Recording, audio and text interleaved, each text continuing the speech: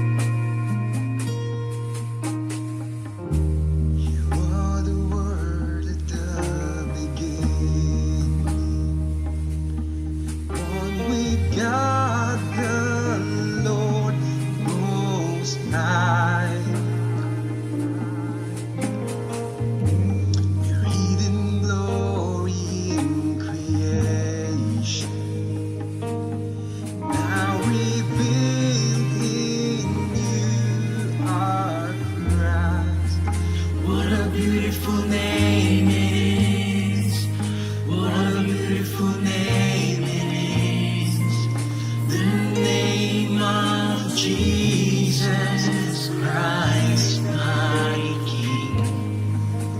What a beautiful name it is. Nothing compares to this. What a beautiful name it is. The name of Jesus.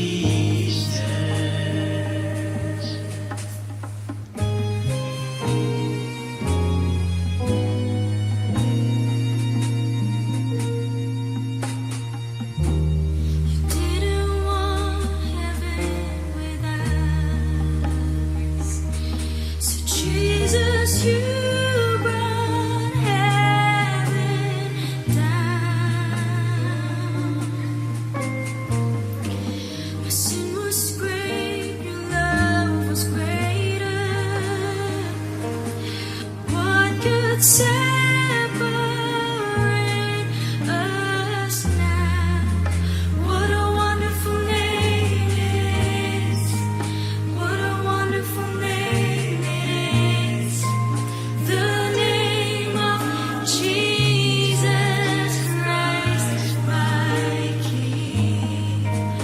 What a wonderful name it is. Nothing compares to this. What a wonderful name it is. The name of Jesus.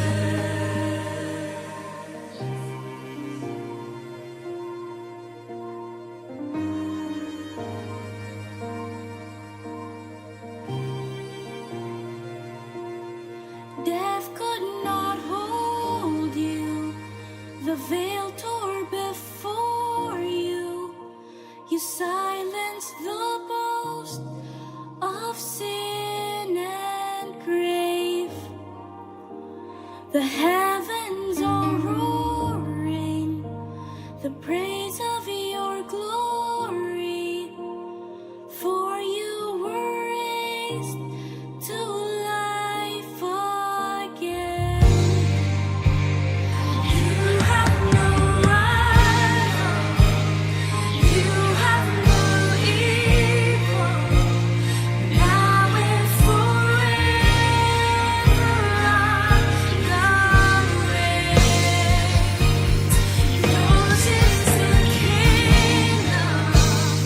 Yours is the glory. Yours is the name above all names.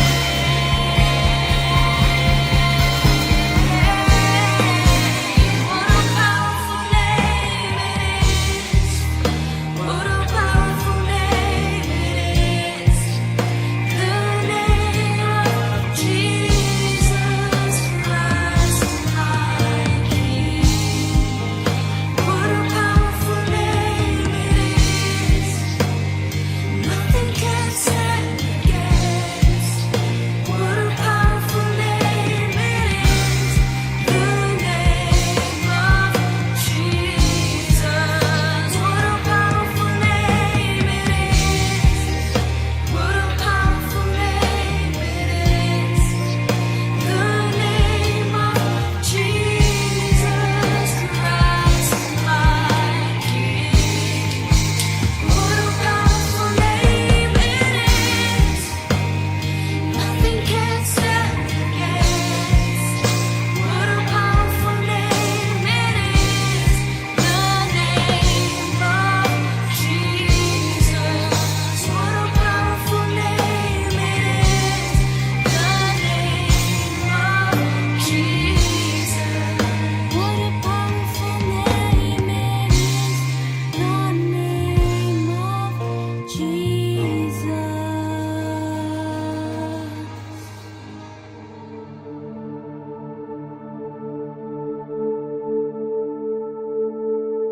Thank you so much for joining us today on our Sunday online worship celebration. And right now, we are going to partake the Holy Communion. This is a precious time to remember what Christ has done for us on the cross. Make sure na nakahanda ng inyong communion elements, ang inyong tinapay at grape juice. In 1 Corinthians 11:30, it says, "For this reason, many are weak and sick among you, and many sleep. God doesn't want us to be physically weak, sick, and die young. What do you think is the reason why many get sick and die early? The answer is found in verse 29. For he who eats and drinks in an unworthy manner eats and drinks judgment to himself, not discerning the Lord's body. Notice the phrase, not discerning, in this verse. In the original Greek text, the word discerning is diakrino, which means making a difference. Every time you eat the bread, you have to see the difference of the bread from the wine. Now, what is the significance of the bread? It represents Jesus' body that was scourged and broken before enduring his crucifixion. That when we partake of the bread, we believe that we are healed because God took all the sicknesses and diseases and put them on Jesus' original perfect and healthy body so that we can walk in divine health. And that is why Isaiah 53:5 and 1 Peter 2:24 tells us by his stripes we are healed. This is partaking in worthy manner. Now, hold your bread and say this after me. Lord Jesus, thank you for laying down your life at the cross for me. Thank you for allowing your body to be broken so that mine might be whole. As I partake, I receive your resurrection life, health, and strength because I believe that you bore all my sicknesses, diseases, infirmities, and pain. And by your stripes, I am healed. As we get our wine, juice, or water, let's read verse 25 of 1 Corinthians 11 this time. In the same manner, he also took the cup after supper, saying, "This cup is the new covenant in my blood. Do this as often as you drink it in remembrance of me." In Matthew 26:28, "For this is my blood of a new covenant, which is shed for many for the remission of sins." You may ask, what is the significance of the cup? This cup represents the new covenant in Jesus' blood that was shed at the cross that brings forgiveness of sins. And when we partake of the cup, we are declaring that we are forgiven and have been made righteous. Jesus' blood gives us right standing before God, and we can go boldly into God's presence. When we pray, we can be sure that God hears us. Hold your cup and say this after me. Lord Jesus, thank you for your precious blood that was shed on the cross that cleansed all my sin. I stand before you, completely righteous and forgiven. Your blood has redeemed me from every curse, and today I can freely receive all the blessings that crown the head of the righteous. Amen. Always remember this. Jesus wanted us conscious on how his body was broken for our wholeness, and his blood was shed for the forgiveness of our sins. And whenever we partake in this consciousness, we proclaim that Lord's death till he comes. Let's continue to honor and worship God by giving our tithes and offering. But let me remind you that your tithes belong to your home church. But if you are new and you consider Solution Grace Church as your home church now, here are the ways on how to give your tithes and love offering. You can see it here on your screen on how you can give. You can get our account number, or if you are outside the Philippines, you can scan the QR code for our bank account. Thank you for being a faithful tither and a generous giver. Good day, everyone. Thanks for joining us today at SGC, and I am Angelo. Kahit saan ka man nanonood, either Facebook Live or sa YouTube, we're so glad that you could join us today. If you are new sa aming online service, type in the chat #FirstTime. Chat us on how you discovered this broadcast and where you're watching right now. We really want to connect with you. I know excited ka na to hear God's Word today, so prepare your notebook and pen as we study God's Word today with Pastor Laverne.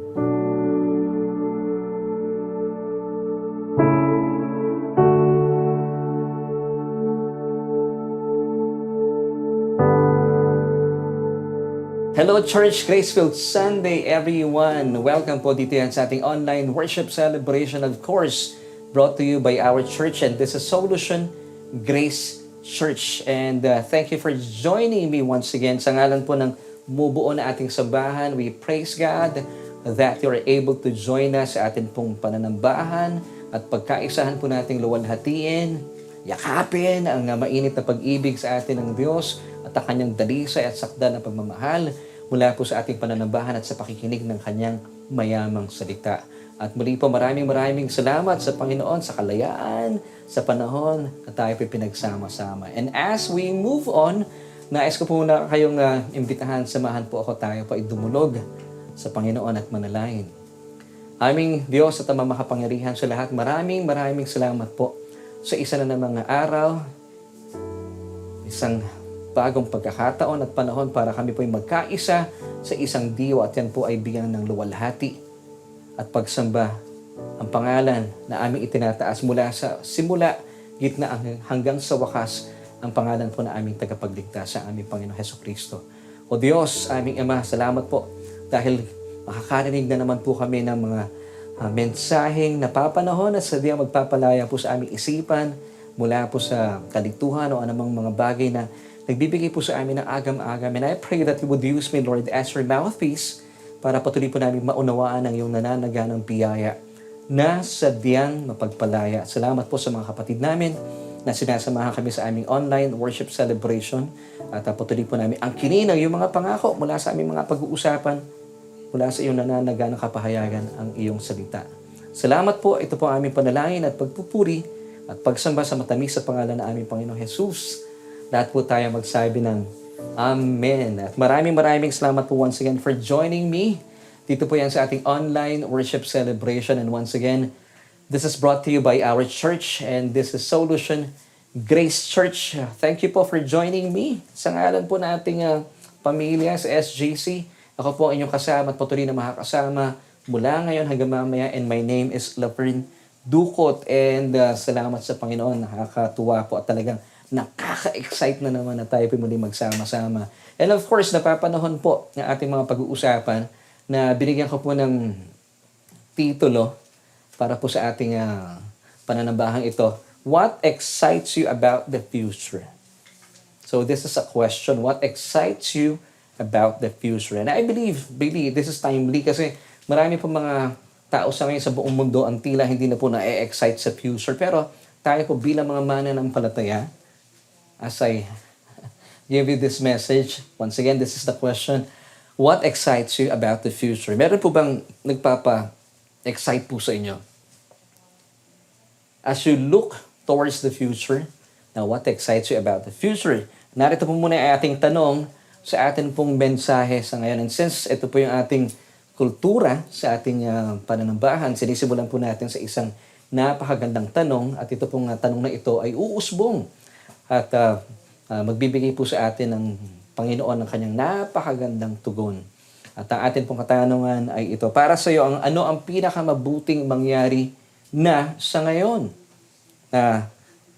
Bumalik na po tayo sa dating sitwasyon o bumalik na ang Panginoon? Muli po ito yung ating katanungan. Para sa iyo, ito po yung aking tanong. Ano ang pinakamabuting mangyari na sa ngayon?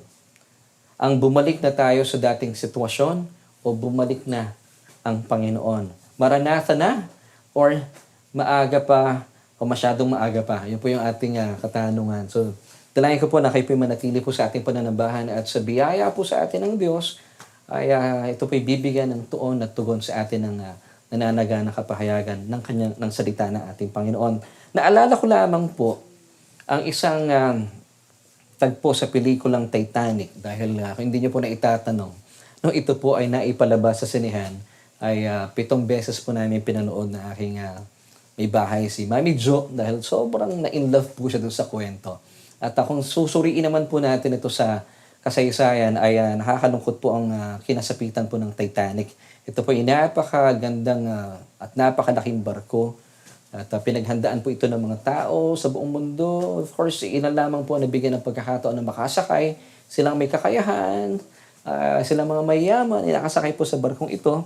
At nagsimula na pong naranasan ng mga pasahero ang trahedya noong hating gabi ng April 14, 1912, kung saan nasa 1,500 po ang mga nangamatay mula po sa trahedya ng Titanic.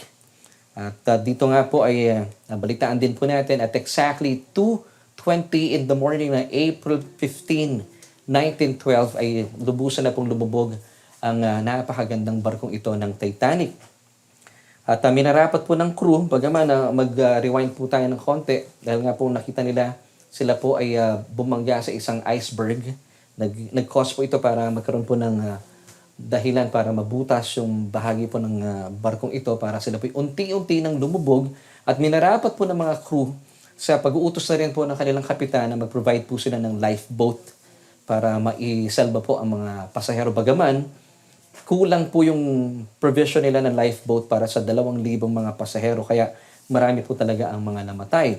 So nandito na yung lifeboat provided na po ng mga crew mula po sa pag-uutos ng kapitan. Pero marami pa rin po sa mga sakay ng Titanic ang inayawan po nilang sumakay doon sa lifeboat. Of course, pag nakita naman natin talaga, ang laki po ng difference. Papakita natin sa screen ang kaibahan po at kagandahan ng Titanic kumpara po sa lifeboat. Ang mga lifeboat na provide po ng mga crew ng barkong ito, talagang magdadalawang isip ka na lumipat. Dahil na rin siguro po, mga nakasakay po sa Titanic, ay nag-invest po sila ng malaking halaga, nagbayad sila ng malaking halaga para makasakay po sila doon, nanghihinayang silang lumipat sa isang simpleng lifeboat. Ngayon, naaalala ko lang po, marami pong ganitong sitwasyon po sa buhay natin mga tao na nahihirapan din po nating talikuran yung ating mundo. Ito'y pwede natin ituring na ating Titanic dahil po sa kayamanan ng ating na-invest na sa mundong ito, pinanghihinayangan. Ganito din po marahil ang iniisip po ng maraming mga pasahero noong panahong iyon, kaya ayaw po nilang lumipat sa lifeboat mula po sa Titanic dahil ang laki na po ng pamasaheng pinag-ipunan nila para sila po ay mapabilang sa mga tinitingala ng sosyedad, sa mga iilan na nakasakay po sa Titanic, sa malaking barkong ito. So, nandun po yung panghihinayang. So, pwede nating tignan yung Titanic bilang mundo sa kasalukuyang panahon.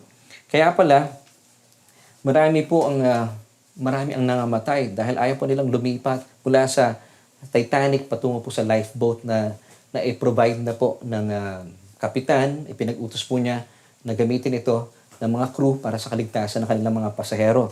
Dahil nga po ang mga tao in those days, dahil malaki na po yung kanilang pamasahing ginamit para mapabilang at maging pasahero ng Titanic, ay hirap na hirap po sila magdesisyon.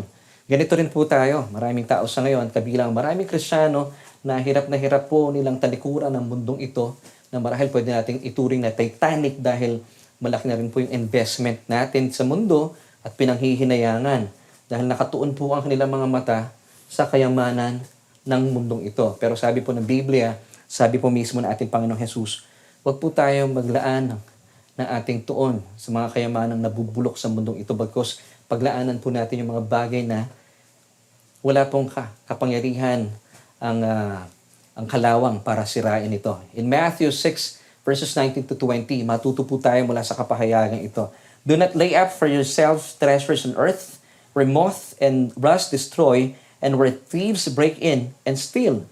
But in verse 20, it says, lay up for yourselves treasures in heaven, where neither moth nor rust destroys, and where thieves do not break in and steal. So gaya po ng mga tao sa mundong ito, talaga pong humantong po yung mga tao noon sa panahon ng Titanic. Hindi po nila minarapat na lumipat sa mga lifeboat na nag-provide na po yung kapitan ng lifeboat. Of course, sa panahon natin sa ngayon, bagaman gumagawa na po ng paraan ng kapitan, ang ating Diyos Ama sa langit, He provided a lifeboat which is a type of Christ on the cross. Pero marami pa rin pong tao ayaw pong tumanggap sa Panginoon. Bakit? Nananatili po sila dito sa kanilang Titanic, which is of course itong mundong ito. Dahil malaki na rin po siguro yung kanilang mga investment. Marami na rin po silang mga bagay na pinanghihinayangan, kaya nakatali po sila sa mundong ito. Pinanghahawakan din po nila, going back po sa kwento ng Titanic, kaya po hindi sila lumilipat para iligtas po ng mga lifeboats na ito na provided na po ng mga crew. Dahil sabi rin po ng lumikha ng Titanic, marahil ito yung kanilang pinanghahawakan. Sabi po ng Irish builder in the person of Sir William Peary, sabi niya kasi, even God Himself could not sink this ship. Once again, sabi po nung Irish builder na si Sir William Peary, even God Himself could not sink the ship. Isipin niyo po yung sobrang pagiging palalo ng Irish builder na ito. Sabi niya, even po ang Diyos hindi niya kayang palubugin ang barkong ito. Marami pong mga tao sa ngayon, ganito rin po ang ating kinalalagyan. Kaya naging cause din po ito kung bakit hindi po na-excite ang maraming tao sa ngayon. Dahil nakatingin po tayo sa kayamanan ng mundong ito at naniniwala tayo na wala makakapantay sa ating mga kayamanan, even ang Diyos, hindi niya kayang tanggalin ito sa akin. Dahil ito'y pinagpagurang ko. Pwede nating tignan na gano'n.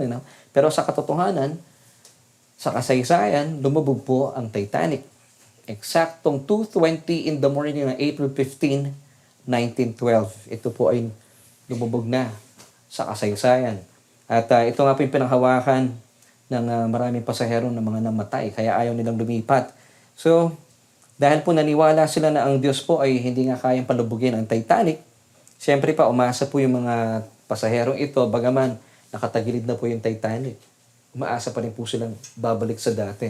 Well, siguro marahil, marami po sa mga tao sa ngayon at ilan po sa mga mananampalataya, ito po yung nakakalungkot na isipin, kaya po tayo ay nababalot ng takot ang ating mga puso para po sa ating hinaharap dahil marami pa rin po tayong hindi alam. Hindi po tayo nagbabasa ng dyaryo using the lens of the Bible, the Scriptures. Because ay naniniwala pa rin po tayo gaya po ng mga tao sa Titanic. Of course, we're hoping na babalik po tayo sa dati, pero kaya po kayo nalulungkot because pag hindi po tayo bumalik sa dati, sa dating sitwasyon, sana kami dadamputin. Pero kung gagamitin po natin ang lente ng Biblia concerning the prophetic timeline, ito pong mga kaganapan sa ating buhay sa kasalukuyan, anong kinalaman ng pandemya. Kung tayo po lilipat mula sa mundo, mula sa Titanic patungo po dun sa lifeboat na pinrovide na po sa atin ng kapitan, ating Diyos Ama, wala pong takot, wala pong lungkot na babalot po sa ating isipan at sa ating mga puso. And I believe ito po yung isa sa pinaka-matinding dahilan kung bakit marami pong mga tao sa ngayon, well, it's just but natural for the unbelievers na maranasan po yung takot at lungkot dahil nakatingin po sila, of course, sa mundong ito.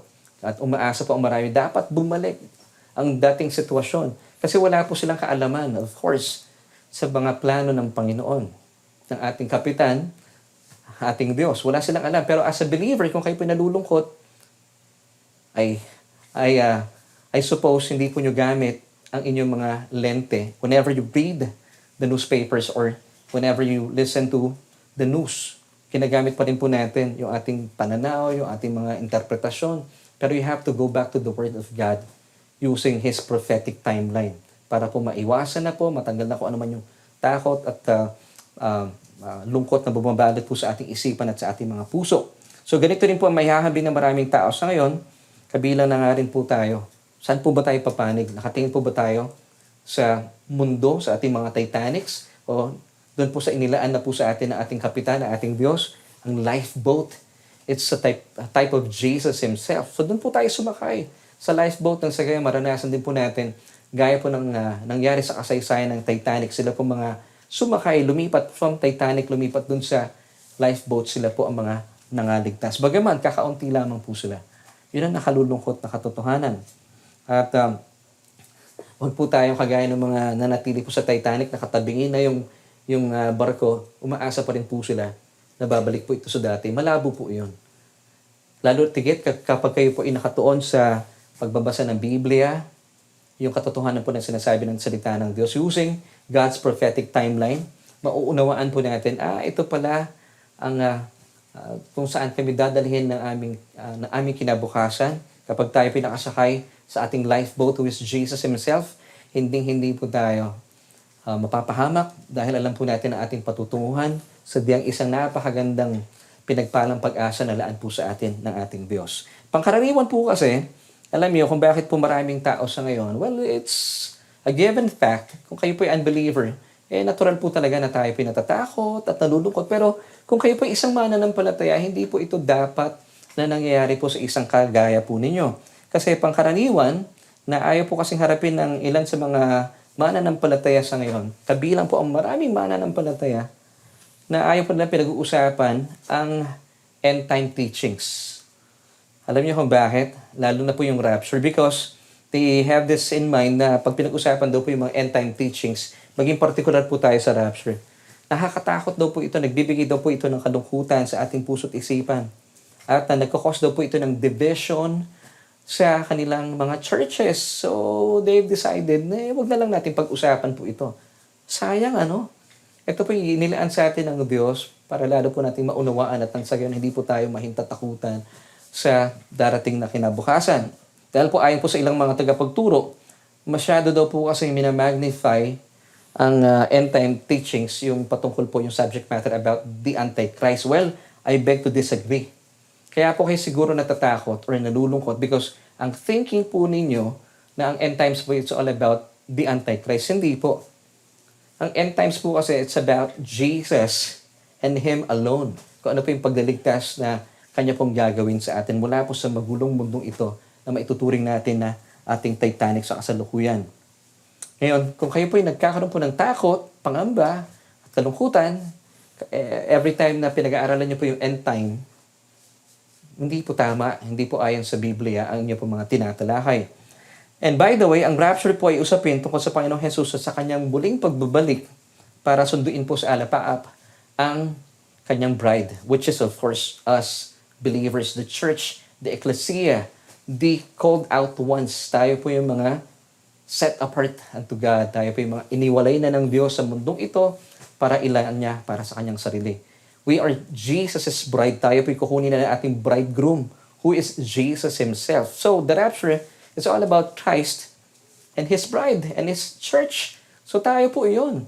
Bakit po tayo kinakailangan pong sunduin para tayo po yung makaligtas na mula po sa papagulo at papagulong mundong ito na alam, di naman po natin may pagkakaila na hindi po papaganda ang mundo natin at alam natin itong mga nakalipas na araw sa mga balita, samot-sari po yung mga lindol na nararanasan sa buong mundo, iba't ibang mga panig ng daigdig. Narin din po nabalitaan natin na sinalakay at ang namumuno na po sa Afghanistan ay mga Taliban. At hindi po mabuting balita ito. So hindi po talaga natin mapapanghawakan ang sinasabi ng ilan na papagandaan ang buhay. Hindi po. Papagandaan ang buhay para po sa mga mananampalataya. You know why? Because meron po tayong inaantabayan ng blessed hope. Pero for those people, for those unbelievers, hindi po papaganda ang mundo. Gaya po ng ating mga nakikita at napapanood at nababalitaan sa ating mga television, sa social media, na talagang hindi po natin may pagkakaila. So, ito po ay bahagi po ng mga hula o propesiya na sadyang magaganap in the last days. Pero of course, kung kayo po ay walang pananampalataya sa Panginoon, natural po na tayo po ay matatakot, malulungkot, mababalot po ng pangamba ang ating mga puso. At ito po yung nagkukos din po sa maraming mga tao at even mga Christians sa ngayon ng depression. Pero kung kayo po isang mananampalataya, hindi po ito dapat nagaganap po sa inyo because you have to use, once again, the lens of the new covenant.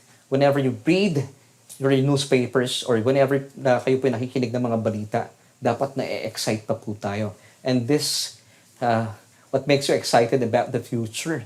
Kapag meron po tayong tamang lente, kapag tayo po nagbabasa ng ating mga balita, of course, tayo po maalam mismo sa mayaman at nananaganang salita sa atin ng Diyos. Well, mga kapatid, ang rapture po talaga na nakakalungkot pong isipin, akala po nila it's a doom and gloom message. Hindi po talaga. Alam niyo po ba, ang rapture po, it's the climax or the pinnacle of our salvation. Na kung saan tayo po isusunduin ng Panginoon halfway sa alapaap. We who are alive and remain shall be caught up together with them in the clouds to meet the Lord in the air, and thus we shall always be with the Lord. And this will be the start of our foreverness with Jesus. Ito na po yung simula na ating pakikisama sa ating Panginoong Jesus ng walang hanggan. Now tell me, nakakatakot po ba ito? Ito ba yung doom and gloom message? Hindi po. And thus we shall always be with the Lord. Now, marami po mga Christians sa ngayon na hindi po gaano maalam sa napaka-comforting na message na ito, which is the rapture, of course. Akala po na marami po sa atin, ang mensahe po ito is just for the adult Christians, yung mga matagal na sa pananampalataya. Hindi po totoo yun. Sa totoo lang po, itong totoo Kasi po ang First Thessalonians, so first nandiyan po yung teaching about the rapture. Isa po ito sa mga naunang sulat ni Pablo sa mga tiga Thessalonica. Well, by the way, ang Apostol Pablo po ay dumalaw sa Thessalonica and he stayed there for 3 weeks kung saan nag-evangelize po siya at siya po ay nagbahagi ng salita ng Panginoon and planted churches doon and then umalis po siya after 3 weeks. So ito po mga mananampalataya sa Thessalonica, mga baby Christians. And yet, mga kapatid, sa kanila po ibinahagi ni Apostol Pablo yung message ng rapture because kaya po siya napasulat, yung First Thessalonians, they were asking Paul, paano na yung mga namatay namin mga kamag-anakan? And then sinabi niya, yung mga naunang namatay, sila po ay bubuhay na maguling ng Diyos. And then, verse 17 ng 1 Thessalonians 4, we who are alive and remain shall be caught up together with them. Ito po yung mga kamag-anakan nilang mga namatay ng nauna.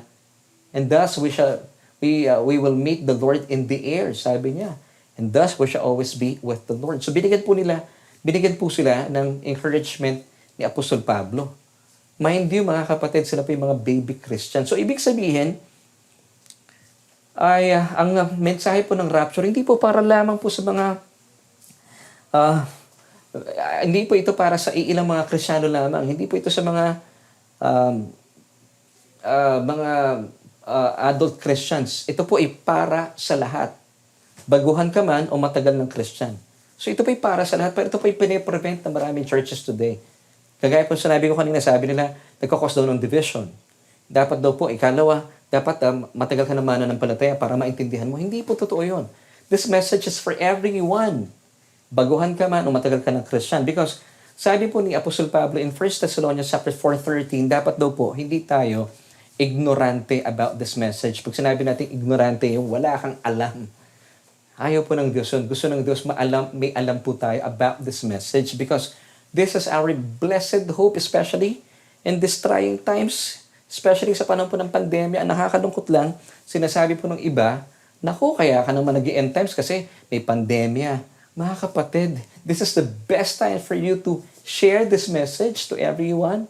Because sabi po ng 1 Thessalonians 4:18, therefore comfort one another with these words. Ano po yung these words doon? Sinasabi po ng mga talatang mga nauna in verses 13 until 17 ng 1 Thessalonians, yung mga nauna pong umuwi na sa Panginoon, mga mananampalataya, magkakaroon po tayo ng grand reunion when the rapture will take place. Anytime. Ito po, sabi ng verse 18, therefore comfort one another with these words. Now tell me, ito po ba ay hindi dapat nalalaman po ng maraming tao? Dapat po itong nalalaman ng maraming tao. And of course, verse 13 tells us dapat hindi po tayo ignorante about this. Basahin po natin. 1 Thessalonians 4:13. But I do not want you to be ignorant, brethren, concerning those who have fallen asleep, lest you sorrow as others who have no hope. Now, as we move on, gusto ko lamang pong bigyan po muna ng paglilinaw ang malaking kaibahan ng rapture sa second coming because nowadays, marami po mga tagapagturo, pag pinag-uusapan ng rapture, lagi sila nasa second coming. Which is sinasabi ng iba, hindi naman mahalaga yan. Basta mahalaga, darating ang Panginoon. Hindi po totoo yun. Dapat ito ma-differentiate po natin itong two major events na to that will take place soon. And I believe in the coming future. Now, gusto ko pong ibigay po sa inyo at makita po natin at maibsan na po yung ating kalituhan kung ano po yung big difference ng rapture sa second coming. I'll be giving you 8 points at makita natin yung malaking kaibahan po nila sa isa't isa. The difference between the rapture and the second coming. The rapture is a mystery. Samantala, ang second coming, it's prophesied. Actually, mas marami pong prophecies na nakasulat po sa Biblia concerning the second coming of Christ kumpara sa first coming na ating Panginoon Jesucristo. Of course, as we all know, yung first coming, it's already a history. Nangyari po iyon. So, walang dahilan para hindi po tayo maniwala na mangyayari po yung second coming. Mas marami po itong prophecy. So, number 1, once again, rapture, it's a mystery. Hindi pa po ito nagaganap before. Although may mga accounts po, pero hindi po ito ipinaalam during the Old Testament. But this was revealed in the New Testament through the Apostle Paul. Pero nagbigay na rin po ng mga teasers sa ating Panginoon Jesucristo. So it was a mystery, while second coming, it's prophesied. At mas marami na pong prophecies about the second coming. Number 2, it requires yung rapture, it requires no prophetic signs. Samantala, ang second coming naman po, it requires many of prophetic signs. Number 3, Christ is coming for the church. While the second coming, ito po yung kaibahan. Christ is coming with the church. Do you see the big difference? Once again, yung rapture po, Christ is coming for the church, for us believers. While the second coming is Christ will be coming with the church, with us. Kasama na po tayo ng ating Panginoong Jesucristo. Number 4, the rapture will happen in the clouds. Halfway po ito. Tayo po'y katatagpuin ng Panginoon sa alapaap. Kasama po niya yung mga nauna nang umuwi sa Kanya. Samantala po, ang second coming, it will happen on the earth because tatapak na po dito sa lupa ang mga paa ng ating Panginoon, specifically on the Mount of Olives. Number 5, only Christians will see our Lord Jesus Christ. So tayo lamang po makakita sa Kanya. While the second coming, everyone will see Jesus. Lahat po, every nation, all the people will see Him. Number 6, the rapture is a joyous occasion, a joyous day for the church. Napakasaya pong event na ito. Because kagaya po ng sinabi ko kanina, it's the pinnacle or the climax of our salvation. While the second coming, it's a day of mourning for the world. Kasi makikita po ng buong mundo na hindi po nanampalataya sa Kanya. Ang pagbaba po ng Panginoon mula sa alapaap, taglay po ang Kanyang kapangyarihan at kaluwalhatian. Number 7, the rapture, believers will receive their awards in the Bema seat of Christ. Amen. Samantala naman po ang second coming, nations will be judged. And of course, susunod na po tayo, number 8, after the rapture, Satan will reign on this earth for 7 years during the Great Tribulation period. Ito na po magaganap. Yung 7 taon ng dakilang kapighatian. While after the second coming, Christ will reign for 1,000 years. Ito po yung tinatawag na millennial kingdom. And Satan will be thrown into the abyss. Or yung mas kilala po sa tawag na bottomless pit.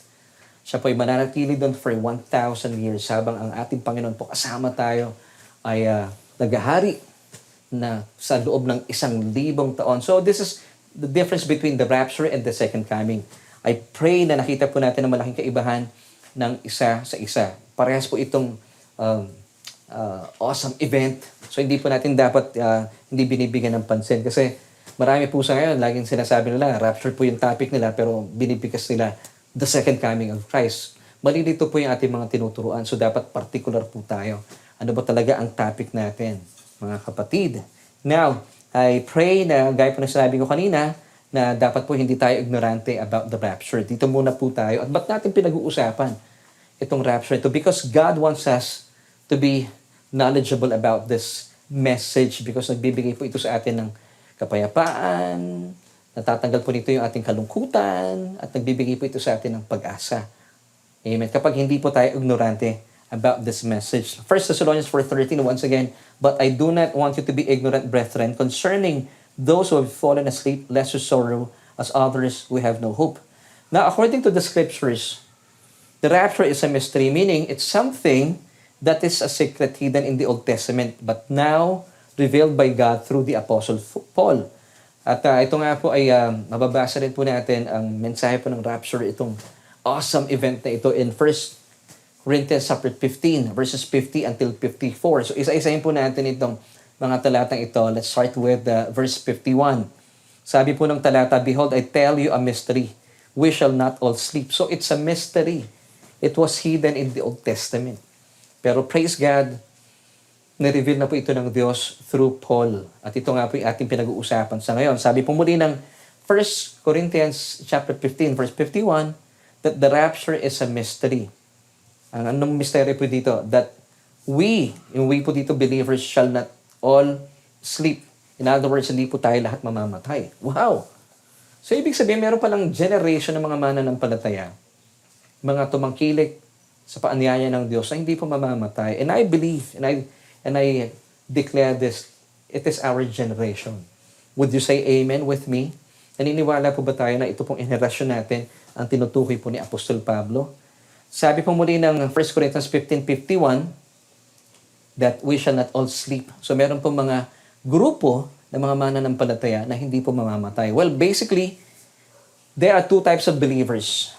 Number one, those who have died already. Meron na po mga nangamatay. Sabi nga di ba, sabi ng 1 Thessalonians 4:17, we who are alive and remain shall be caught up together with them. Sino po yung them? Sila po mga nangamatay na, nauna na sa piling na ating Panginoon. Naalala ko lamang po, ito rin po ay binigyan po ng teaser na ating Panginoong Hesukristo mismo in John chapter 11, verse 25. Ito po yung sa panahon na kung saan ay muli po niyang bubuhayin si Lazarus. Pero may maganda pong mensahe dito ang ating Panginoong Hesukristo na pinapatunayan niya na mangyayari po talaga ang rapture. This will really take place in the near future. So sabi niya po dito in John 11:25, Jesus said to her, I am the resurrection and the life. He who believes in me, though he may die, he shall live. So tinutukoy niya po dito yung mga tao nang nangamatay na. Pero when the time the rapture will take place, sila po yung unang bubuhayin at sila po yung unang mga bibigyan ng mga bagong katawan, glorified body. Mga katawang hindi na masisira, mga katawang hindi na mabubulok, mga katawang wala na pong kapangyarihan ng kamatayan laban dito. Amen. At yung ikalawang uri ng mga tao na sila po yung tinutukoy na those who are alive and remain. Ito po yung sinasabi ng 1 Thessalonians 4 verse 17. We, and I believe this is our generation. Amen.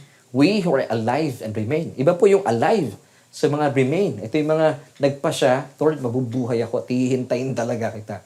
These are people who have decided mananatili akong buhay. Ngayon, meron din pong teaser dito si Jesus in John 11 verse 26 naman. Basahin po natin. And whoever lives and believes in me shall never die. Now, sabi ni Jesus dito, do you believe this? I believe this, Lord. At tinutukoy po dito ng ating Panginoon is our generation. Amen. So ito po yung two types of believers. Number one, let's go back, review. Number one, those who have died already. At yung ikalawa, tayo po mga those who are alive and remain. And this is our generation. Amen. Now let's go back to 1 Corinthians 15:51. Isa-isayin po natin yung mga talatang ito. Kung saan ay napakaganda po ng kapahayagan ng Diyos dito through the Apostle Paul para po sa mga taga-Korinto. At pinapatutuhanan po na talagang may rapture na magaganap in the future. It's not a doom and gloom message, but it's a message that is full of hope. Amen. So binibigay na po sa kanila yung mga magagandang magaganap in the future. Now, question, bakit po kailangan na tayo po ibaguhin? Well, the answer is found in the preceding verse. 1 Corinthians 15 verse 50, ito po yung sagot. Bakit po kinakailangan magkaroon po ng bagong katawan? Dahil po ang ating mga katawan ay sadyang ito pong flesh and blood ay para lamang po sa lupang ito. Hindi po tayo pwedeng humarap sa Diyos na taglay po yung ating mga katawang ito dahil mga mamatay po tayo. So sabi po ng 1 Corinthians 15 verse 50, basahin po muna natin. Now this I say, brethren, that flesh and blood cannot inherit the kingdom of God, nor does corruption inherit corruption. So yung atin pong katawang lupang ito ay angkop lamang po dito sa lupa. Pero kapag tayo po ay humarap na at makapiling po ating Panginoon Hesukristo, hindi po natin kakayanin using this earthly body. Hindi po kakayanin. Kaya po kinakailangan po natin magpalit ng bagong space suit fit for heaven. Kaya po ito yung tinatawag na glorified body. Once again, ito po yung katawan na hindi na nasisira, hindi po magkakasakit, at hindi po mabubulok. Hindi po ba nakaka-excite po ito? Amen. 1 Corinthians 15:53 until 54 tells us, for this corruptible, itong ating earthly body, must put on incorruption, and this mortal must put on immortality. Verse 54. So when this corruptible has put on incorruption, and this mortal has put on immortality, then shall be brought to pass the saying that is written, death is swallowed up in victory. So sa araw pong iyon, makakamit na po natin yung ating pinaka-aabang-abangan, pinaka-aasam-asam na katawan. Yung katawan po ng kagaya po ng ating Panginoong Hesukristo when He was raised from the dead, glorified body. Wow. So pwede mong abang-abangan po, hindi po ito yung final body natin. Hindi po maganda na actually, maganda na po itong earthly body natin, pero may igaganda pa po ito at mas magandang hamang. Di ba nakaka-excite po iyon? Wow! Kung kayo po ay talagang medyo disappointed sa ating katawan dito sa lupa, konting kain lang, tumataba, ang hirap magpapayat. Pero pagdating ng panahon, papalitan po yan ng bago ng ating Panginoon. Amen! Hindi po ba? At ito nga po yung katawan, hindi na masisira, hindi na mabubulok, at kahit po ang kamatayan, wala na pong kapangyarihan para sakta ng ating mga katawan, yung ating glorified body na ating po makakamit in the near future when the rapture will take place. 1 Corinthians 15:55, O death, where is your sting? O Hades, where is your victory? Amen. So, ibig sabihin, wala na pong kamatayan, wala na pong pagdurusa, wala na pagkabulok na mararanasan ang ating katawan kapag ito po inapalitan na ng glorified body. Now, what is a glorified body? Ito po kagaya po ng katawan ng ating Panginoon Jesus nung siya po binuhay na maguli. Amen. Perfect body. Amen. Hindi na po nabubulok, hindi na nasisira, at hindi na po ma-hospital. Sobrang healthy, glorified body. Amen. Now, bakit ko po ito tinuturo sa inyo? Siguro po napapatanong yung iba, bakit kaya si Pastor mahilig po sa mensahe ng rapture? Because I believe, para makita po natin yung malaking kaibahan ng buhay na hatid ng mundong ito kumpara po sa buhay na hatid po sa atin kapag tayo po ay kinatagpo na ng Panginoon at dadalhin niya po sa piling niya doon sa langit. Para po makita natin ang malaking kaibahan ng Titanic, of course, as a picture of this world, at ng lifeboat. Ang buhay po natin, kapiling ang ating Panginoon. Ang lifeboat natin, si Jesus. Sino po naglaan ng ating lifeboat? Ang ating pong kapitan, ang ating mahal na Ama sa langit. Now, question, what happens when the rapture will take place? So, ito po yung magandang i-discuss ko po sa inyo nang sa gayon makita po natin yung big difference talaga. Para wag po kayong tumitingin sa mundong ito, manlulupay-pay po kayo talaga. Gusto ko po kayo ma-excite. Kaya po yung ating episode for today, what excites you about the future. Ito po yung magaganap sa atin in the future. Na dapat po talagang pinaglalaanan po natin ang panahon para pag-usapan at pag-aralan. Hindi po ito dapat kinatatakutan.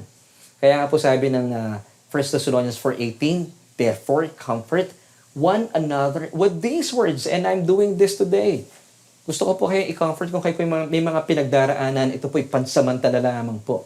Wala po itong maaari ikumpara sa mga mangyayari in the future kung kayo po isang mananampalataya.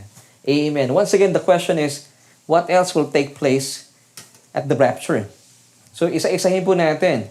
Of course, 1 Corinthians chapter 15, verse 52 tells us, in a moment, in the twinkling of an eye, at the last trumpet, for the trumpet will sound, and the dead will be raised incorruptible, and we shall be changed. Wow, ito po yung pinag-usapan natin, and we shall all be changed. Sino po ito? Yung mga nauna nang namatay, na mananampalataya na ating Panginoon Hesukristo, at tayo po mga nananatiling buhay at buhay na buhay, tayo po ay magkakaroon ng pagbabago. Magkakaroon po tayo ng glorified body. Now, isa-isahin po natin ito. What else will take place at the rapture? Number 1, the rapture is so quick when it happens. 1 Corinthians 15:52, in a moment, in the twinkling of an eye. Sa isang kurap, mawawala po tayo dito. Siguro sasabihin ng mga may iwan, saan sila napunta? Walang bakas. Kurap, napakabilis po ng kurap. Subukan niyo pong kumurap, ganun kabilis. In a moment, in the twinkling of an eye. Number 2, the Lord Himself will descend from heaven. Ito po yung gustong-gusto kong part because pwede naman po siyang magpasundo na lang o mag-utos ng mga anghel, pero mas minarapat po ng ating Panginoon that He Himself will descend from heaven para tayo po'y sunduin doon po sa alapaap. Dahil gusto-gusto niya po tayo makasama, na excited na rin po ang ating Panginoon. And thus, we shall always be with the Lord. Pag nangyari na po ito, hindi na tayo mawawalay sa Kanya. 1 Thessalonians 4:16, for the Lord Himself will descend from heaven with a shout. That's number 2. Then number 3 na po tayo. There will be a trumpet that only believers will hear. So, ang tanong po ng ibang mga kapatiran sa inyo pong likod, Pastor, pag ba nangyari po yung rapture, maririnig ba ito ng buong mundo? Hindi po. Tayo lamang po mga mananampalataya makakarinig po nito. 1 Corinthians 15:52, in a moment, in the twinkling of an eye, at the last trumpet. So, mapapakinggan po natin ang trompeta kapag naganap na po itong ating pinaka-hihintay na rapture. Number 4, the dead will be raised incorruptible with their glorified body. Sila po yung unang bibigyan ng bagong katawan, glorified body. 1 Corinthians 15:52b. And the dead will be raised incorruptible and we shall be changed. So kung meron po kayong mga minamahal sa buhay na una nang umuwi sa Panginoon, there will be a grand reunion. Katatagpuin po natin sila. Wow, this is pretty awesome.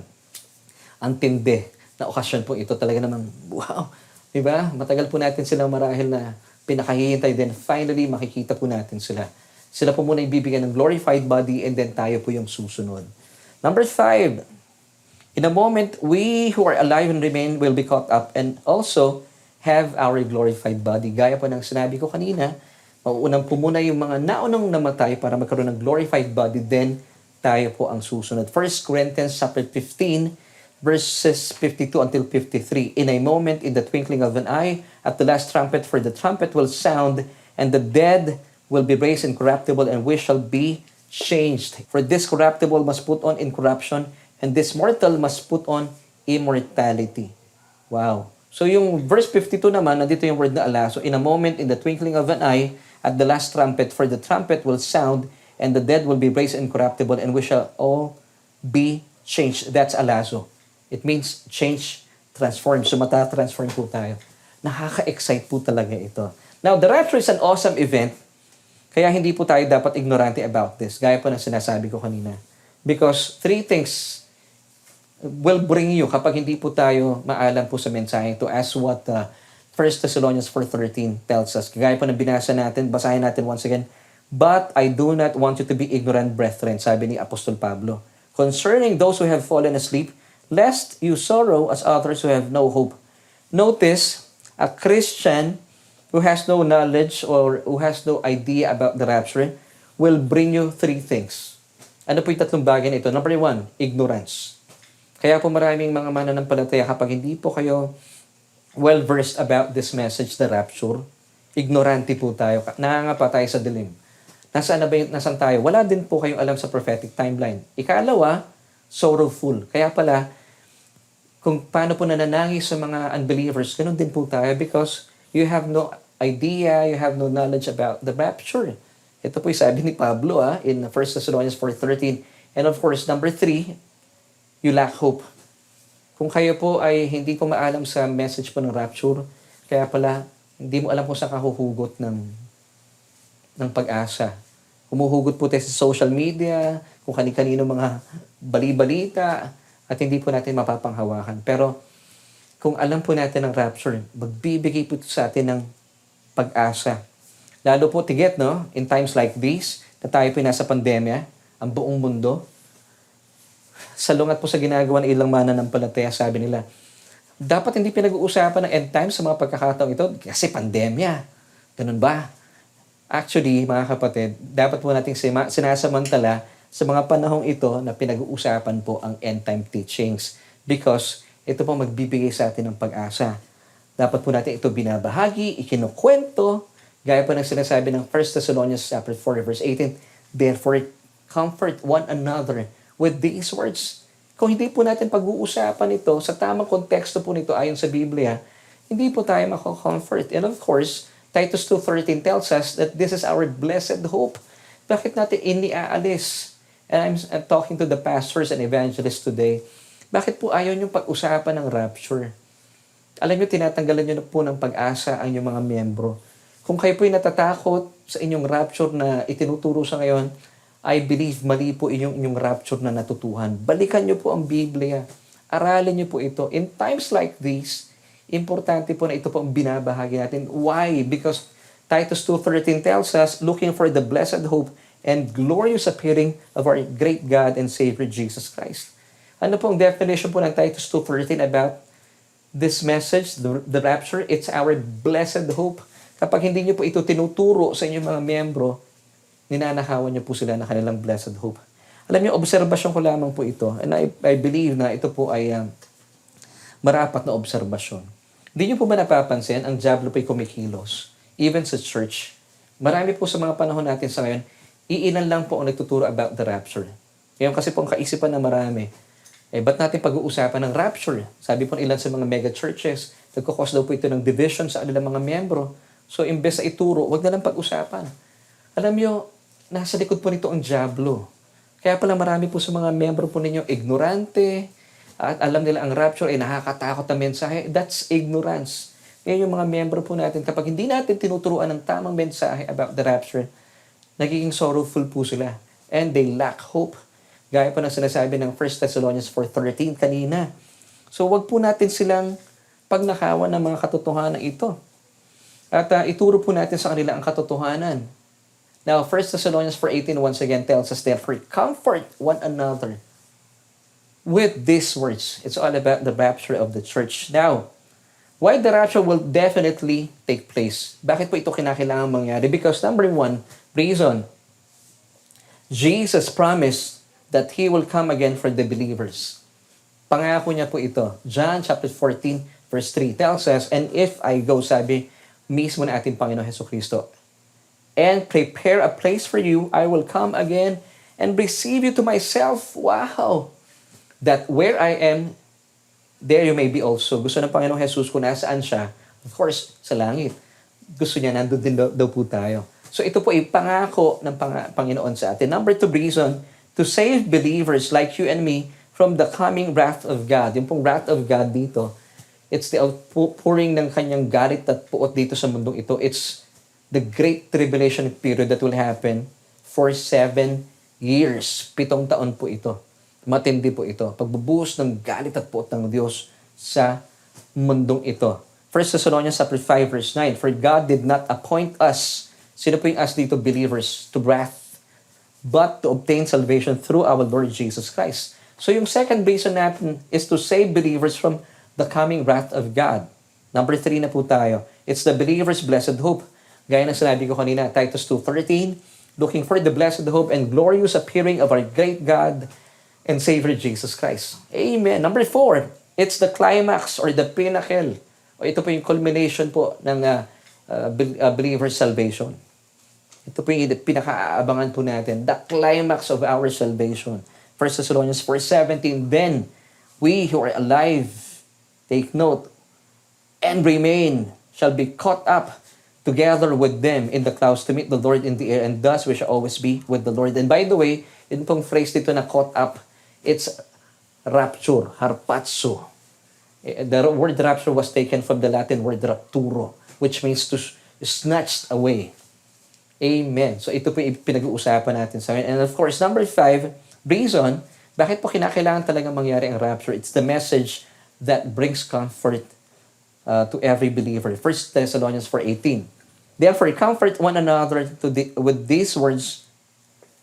What are those words? It's about the rapture of the church. Amen. At magkakaroon po tayo ng grand reunion. According to verse 16, makakasalamuha po natin sila mga naunang nang umuwi sa Panginoon. Marahil sila po yung mga minamahal nyo sa buhay, nanay, kapatid, asawa. Darating po ang panahon, and I believe this is in the near future, magkikita-kita po tayo together with them. Yun din po sa verse 17 ay mga nauna nang umuwi. And thus, we shall always be with the Lord. Hindi ba nakaka-comfort po ito? Kaya po sabi ng verse 18, therefore comfort one another with these words. Now, let us dive deeper po sa rapture, because as of today, some believe that the rapture already took place in AD 70. Meron pa mga beliefs na ganito, and I respect them. At ako po ay pinipresent ko lamang po yung sinasabi at paniniwala ko mula sa kapahayagan sa akin ng Diyos. And some believe na ang rapture daw po ay hindi pa nangyayari. Pero meron pa mga 3 teachings po dito. It's the mid-trib, kung saan ang rapture daw po will take place in the middle of the tribulation. Because the tribulation period is 7 years. So pag sinabi natin in the middle, yung 3.5 years after nung first half, doon na raw po darating ang Panginoon para sagipin ang kanyang mga minamahal na ikakasal sa kanyang bride, ang kanyang iglesia or church. Amen. So dito po, daraan po halfway, mararanasan, according to this teaching, ng mga believers, mga mananampalataya, yung dakilang kapighatian, yung galit ng Diyos. Because according to them, para ma-purify daw po yung mga mananampalataya. Now, meron din po mga naniniwala na ang rapture will take place after the tribulation period. So after 7 years, doon daw po darating ang Panginoon para i-save ang mga mananampalataya. So, full stretch mararanasan po ng mga mananampalataya. According to these people, ang matinding kapighatian ng Diyos mararanasan ng mananampalataya, and that's why they believe na those who will endure to the end shall be saved. Sila mga mananatiling tapat hanggang wakas ang siyang maliligtas. Now, ang paniniwala po nila, para tayo daw po ay ma-purify, ma-sanctify mula po sa ating katapatan. Titignan ng Diyos kung gaano po tayo tapat hanggang wakas. But basically, I don't believe these teachings because sabi po ni Jesus, not even the angels or the Son would know kung kailan po yung rapture will take place. Only the Father. Kasi kung ito po yung sinabi ni Jesus, ito po ay salungat sa mid-trib na teaching. Kasi pag sinabi natin hindi po alam ng mga anghel and even Jesus, mukhang alam na po natin kung mangyayari po ang rapture in the middle of the Great Tribulation. So, pwedeng isang tabi po natin yung kaisipang ito. And lalo tigit yung post-trib. At the last stretch po ng tribulation magaganap ang rapture. O di, ibig sabihin, alam mo na yung panahon. So, hindi rin po natin pwedeng tanggapin. But personally, our church believe in a pre-wrath rapture bago po mangyari yung Great Tribulation. At ito po ay bibigyan po natin ng matibay na sandigan mula po sa isang kasaysayan sa lumang tipan sa aklat po ni Daniel, kung saan sinasabi po ng Hebrews 10 verse 1, because the Old Testament is a shadow of the things to come. Meron po mga tinatawag na typology dito na mababasa po natin in Daniel chapter 3 bilang patutuo at patunay para mapanghawakan po natin that really the rapture will happen first before the Great Tribulation. So, ito po ang belief po na aming church and ako po personally, I believe in a pre-wrath rapture. Mangyayari po muna, sasagipin po ng Diyos na ating Panginoon Jesucristo ang kanyang bride, ang kanyang church para po makaiwas at makaligtas mula po sa pagbuhos ng matinding galit at puot ng Diyos sa mundong ito. So, hindi po tayo kabilang sa mga makakaranas po ng puot at galit ng Diyos. Dahil sasagipin po muna tayo. 1 Thessalonians chapter 5 verse 9.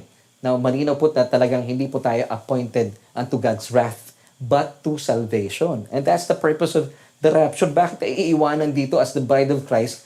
Hahayaan bang ikaw bilang ikaw yung bridegroom? Yung bride, hahayaan mong maranasan niyo yung bagsik at galit ng tatay mo? Hindi mo hahayaan yun. Ikaw, napaka-irresponsable mo naman. Ngayon tayo po, hindi po tayo ipopurify ng mga pagsubok ng Great Tribulation. Whether it's yung half lang or yung full stretch ng Great Tribulation. Hindi po, because tayo po, we were sanctified by the blood of Jesus, who is the Lamb of God. Amen. Sapat na po iyon. Sapat na po iyon. Hebrews 10, verses 10 and 14. And sabi po ng Ephesians chapter 1 verse 7, in Jesus we have redemption through His blood, the forgiveness of sins according to the riches of His grace. So hindi na po tayo dadaan talaga sa anumang kapighatian. Now, kagaya po ng sinasabi ko kanina bilang matibay na tuntungan, balikan po natin ang kasaysayan at makita po natin meron po ditong pagsasalarawan. Ito po ay anino ng mga mangyayari in the future sa buhay po o sa aklat po ni Daniel in Daniel chapter 3. Dito po sa chapter 3, if you'll read, Daniel, the man, is mentioned nowhere. Mababasa po natin, parang wala na dito si Daniel in chapter 3. And this is really interesting kasi po, si King Nebuchadnezzar had a huge, siguro I would call it a gathering, kung saan lahat po ng mga hari sa buong mundo ay inibitahan po niya. Pero ang what's interesting about this, hindi po kasama dito, wala kang mababasang Daniel. Wala po si Daniel dito because in this chapter, Daniel is a type of the church. Tayo po si Daniel. So dito po pinapakita ko sa inyo yung Great Tribulation period kung saan yung si Daniel po hindi mo matatagpuan sa chapter 3 ng Book of Daniel. Wala po siya dito. Bagaman, si King Nebuchadnezzar ay nagpagawa po ng isang napakatayog na gintong imahe o rebulto. Na kung saan si King Nebuchadnezzar naman po dito, it's a picture of the Antichrist. Bakit ko po nasabi po ito? Dahil mamaya po ipapakita ko sa inyo sa mga verses na ito po yung napakagandang typology talaga. So once again, Daniel it's a type of us, the church. At wala na po dito si Daniel sa kasaysayang ito. Si King Nebuchadnezzar is a type of the Antichrist. Ngayon, bakit? Mamaya po, abangan ninyo. Ang ganda po ng kwentong ito. And now, yung tatlong kaibigan po ni Daniel, who was Shadrach, Meshach, and Abednego, is a picture of Israel. Kung saan naranasan po nila ang tribulation, pero sila rin po ay naligtas. Niligtas po ng ating Panginoong Hesukristo sa kwentong ito. Daniel chapter 3, verse 1, basahin po natin. Nebuchadnezzar, the king, made an image of gold whose height was 60 cubits and its width 6 cubits. Nakita niyo po? King Nebuchadnezzar, in Daniel chapter 3, is a type of the Antichrist. Yung kanya pong sukat, yung kanyang height ay 60 cubits 6, and kanya pong weight ay, tama ba? Ang kanya pong width, I should say, 6 cubits. So 6. And then verse 5 of Daniel chapter 3, it speaks of yung 6 musical instruments. Kaya po siya ay 6. Basahin po natin. That at that time, you heard the sound of the horn, flute, harp, lyre, and psaltery in symphony with all kinds of music. And that's 6 kinds of musical instruments. 60 cubits, yung height niya, yung kanyang width ay 6 cubits at with 6 musical instruments. So that's 6. And what is 666? It's the mark of the beast. Kaya po ang typology po dito ni King Nebuchadnezzar, it's the Antichrist. Now, let's go naman po dun sa mga kaibigan ni Daniel na si Shadrach, Meshach, and Abednego, who is the type of the nation of Israel. Basahin po natin in verse 19. Pero bago natin basahin to, and as we all know, sa kasaysayan pong ito, hindi po yumukod, hindi po sila sumamba dito sa pinagawang matayog na gintong rebulto ni Haring Nebuchadnezzar, sina Shadrach, Meshach, and Abednego. At dahil po dito, they were cast into the midst of a burning fiery furnace, which is a picture of a great tribulation. Bakit po? So sabi po dito para makita natin yung story at maunawaan po natin. Lahat po ng tao ay yumukod maliban sa tatlong ito. Makikita po natin sa kwento, wala po dito si Daniel. Bakit? Kasi ito po yung Great Tribulation period na. Wala na po dito yung church. So it goes to show, it proves lamang po that the rapture will take place first, then the Great Tribulation. So ang natitira po dito, wala na yung church, wala na si Daniel. Nandito na yung Antichrist. Siya nga po yung nagpapatupad ng decree na lahat dapat ay sumamba, yumukod sa matayog na estatwang ito, sa ribultong ito. Ang height po nito ay 60 cubits. Ang kanya pong width ay 6 cubits, 6, and kasama po ng 6 musical instruments, and that's 6. It's a picture of the Antichrist. Well, of course, sabi po ng kasaysayan, hindi po sumunod yung tatlong kaibigan ni Daniel, si Shadrach, Meshach, and Abednego. Sabi niya, hindi kami luluhod dyan. And as we all know, sila po ay itinapon sa naglalagablab 7 times hotter. It's a picture of the Great Tribulation. Nakita natin yung typology. Basahin po natin this time, verse 19, Daniel chapter 3. Then Nebuchadnezzar was full of fury and the expression of his face changed towards Shadrach, Meshach, and Abednego. He spoke and commanded that they heat the furnace 7 times more than it was usually heated. This is a picture of the 7 years of tribulation. So, sila po, they were cast into the oven. 7 times hotter. Sabi nga nung verse 19 ng Daniel chapter 3. Now, nung nilagay po nila, actually, nung tinapon po yung tatlong ito, na hindi po yumukod sa estatwa, sa gintong rebulto na pinagawa po ni Haring Nebuchadnezzar, alam niyo po ba, yung mga naghagis po sa kanila, mga nangamatay. Bakit? 7 beses ba namang mas mainit kaysa sa dati? So, yung mga naghagis nangamatay. Pero si Shadrach, Meshach, and Abednego, it's a picture of Israel. Of course, ang Great Tribulation po ay nilaan po ng Diyos for the nation of Israel para sila po'y maligtas. So, sila po'y naligtas doon. Pagkadating po nila doon sa naglalagablab na oven, the fiery furnace, 7 times more hotter than the original. Ang init no? Painit na yung pugon eh. Pero ito po'y pinainit pa ng 7 beses. Sabi ni Nebuchadnezzar, di ba ang tinapon natin 3? Bakit nakikita ko 4? Sino yung pang-4? It was Jesus Himself. Yun din po ang gagawin ng ating Panginoong Jesus sa kanyang muling pagbabalik. This is the second coming. Bago po sumiklab ang away sa pagitan ng Antikristo at ng bansang Israel, ito po yung tinatawag na Armageddon. bababa po ang Panginoon together with the church. Tayo po'y kasama na ng Panginoon para iligtas ang bansang Israel. So, hindi po napahamak ang Israel, praise God. So, this goes to show, mga kapatid, na talagang mauna talaga ang rapture, then the Great Tribulation, which is, of course, nakita natin sa pangyayaring ito, pre-furnace, wala na po si Daniel. Sino si Daniel? It's a type of us, the church. So, malinaw po na pangyayaring ito na talagang wala po tayo sa eksena. Wala po tayo sa mga panahon ng dakilang kapighatian kung saan ibubuhos na po ng Diyos ang kanyang galit sa mundong ito. 2 Peter chapter 2 verse 9. This tells us that God will definitely deliver His people out of the tribulation. So basahin po natin ang talatang ito. Then, the Lord knows how to deliver the godly out of the temptations. So word po na temptations dito, in the original Greek, it's tribulation. Amen. And to reserve the unjust under punishment for the day of judgment. Isa pang verse, 1 Thessalonians chapter 1 verse 10. And to wait for His Son from heaven, whom He raised from the dead, even Jesus, who delivers us from the wrath to come. So mga kapatid, bilang mga mananampalataya, dapat po well-versed po tayo about the rapture. Kaya po ito nagpapa-excite po sa atin because hindi po tayo kasama sa Great Tribulation period that will take place dito sa lupa for 7 years. Nasaan po tayo? During those times, tayo po ay nasa langit, kapiling ng ating Panginoon, ikinakasal po sa Kanya.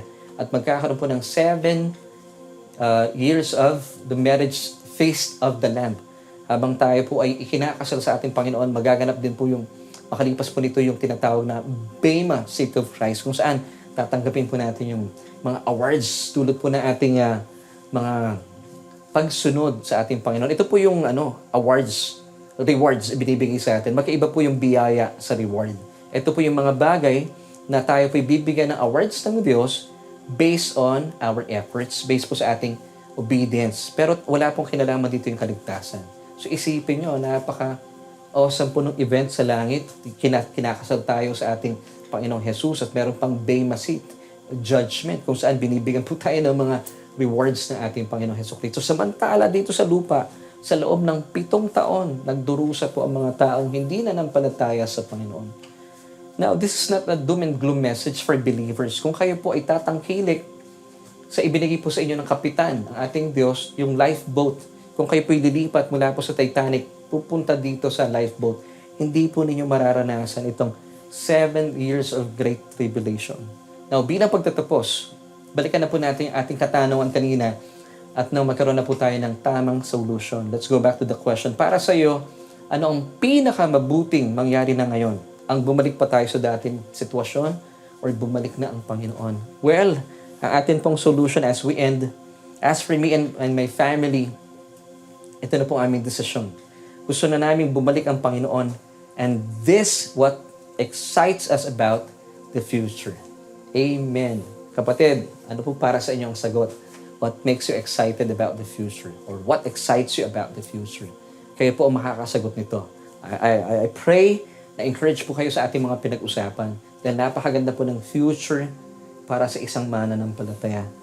At gusto ko na rin po kayong imbitahan kung kayo po wala pang relasyon sa ating Panginoong Jesucristo. Definitely, hindi po ninyo makikita ang inyong future na isang napakaliwanag na kinabukasan because kapag wala po kayong relasyon sa ating Panginoong Jesucristo, natural lamang po na magiging madilim at patuloy po na didilim ang inyong kinabukasan.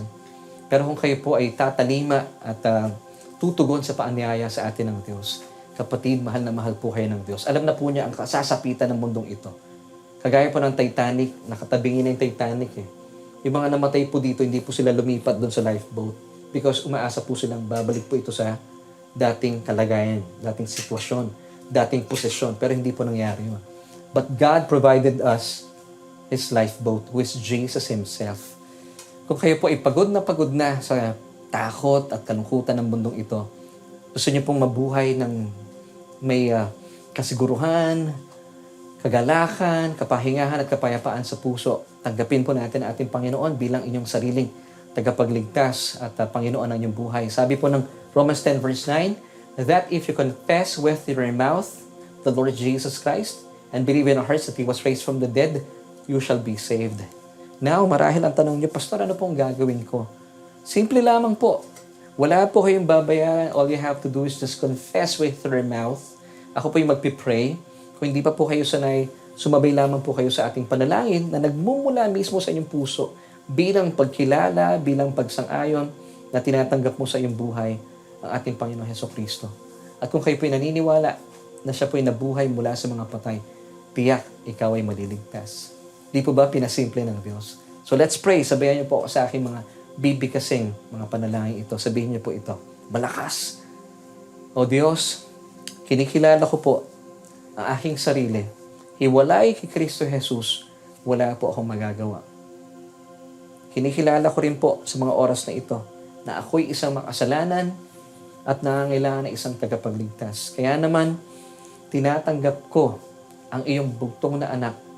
Tinatanggap kita, Jesus, bilang aking Panginoon at sariling tagapagligtas. Maghari na po kayo sa aking buhay. Dahil naniniwala po ako lahat na aking mga kasalanan ay pinawi mo na at pinatawad na doon sa krus ng Kalbaryo.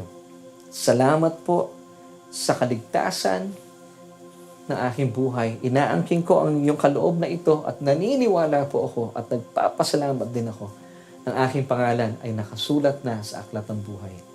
Amen. Amen. Kapatid, kung kayo po ay nanalangin na ating panalangin ito, mula po sa inyong mga puso, manampalataya po kayo, umasa po kayo na sadyang kayo po ay ligtas na. Ligtas na, ibig sabihin kasama po kayo sa mararapture at hindi po kayo kasama sa matinding kapighatian na sasapitin po ng mundong ito. Dahil mahal na mahal ka ng Diyos. At sa pagkakataon po ito, nais ko pong kausapin ang ating mga kapatiran na marahil kayo po ay first time na dumako at or marahil napadako sa ating pananambahan. I believe hindi po ito aksidente dahil meron pong magandang plano ang Diyos at nabuksan po inyong isipan sa katotohanan. Ibinigay ko po sa inyo ang mga talata na siya pong tinig ng ating Diyos para meron po tayong matibay na panghahawakan. So what excites you about the future? Well, kagaya po ng tanong na ito, sinagot ko kanina. As for me and my family, gusto po namin bumalik na talaga ang Panginoon kasi mas maganda po ito. Of course, karamihan po gusto nila bumalik sa dating sitwasyon.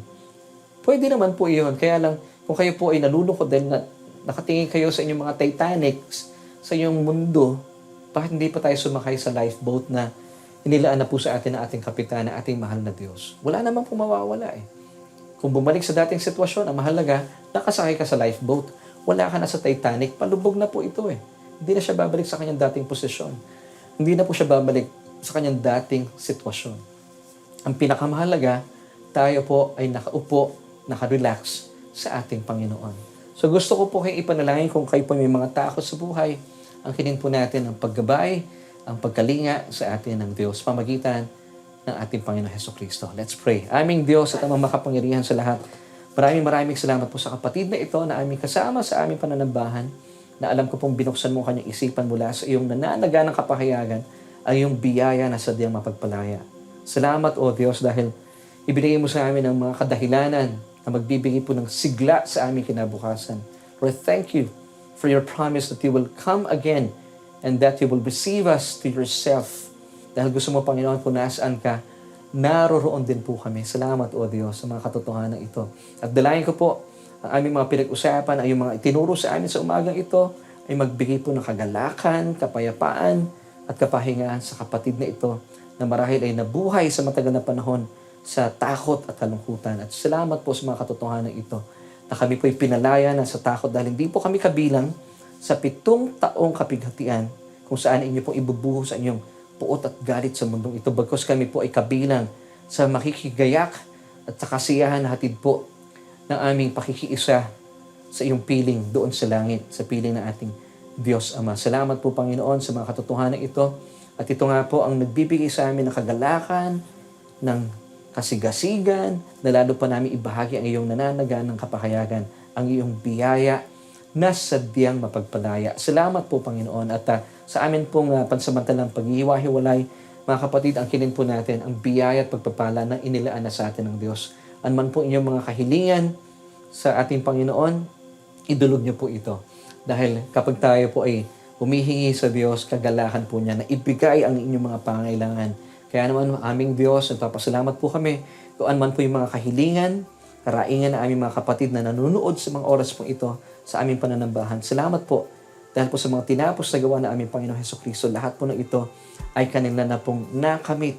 At Panginoon, tulungan niyo po kami at turuan mo kami tanggapin ang mga biyaya at pagpapalang ito sa pamamagitan ng pananampalataya.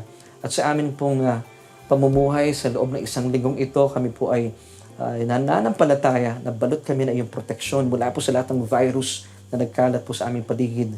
Ito man ay Delta o Lambda, in the name of Jesus, pinangahawakan po namin, like what you have said, 1,000 may fall at our side and 10,000 at our right hand, but itong COVID-19 shall not come near us. And so Lord, we thank you for this truth at pinangahawakan po namin at lahat po na aming mga gagawin, iisipin at babalahin ay sadyang pinagpala mo na. And this was made possible through the finished work of your Son on the cross. Thank you, Father. Thank you, Jesus. Thank you, Holy Spirit. Salamat po sa inyong nananaga ng biyaya at pagpapala sa amin. At inaangkin po namin ito sa araw po ito sa mga susunod na panahon. Salamat po, O Diyos, at po aming panalangin sa matamis sa pangalan na aming Panginoong Jesus. Lahat po tayo magsabi ng Amen and Amen. Stay blessed, mga kapatid.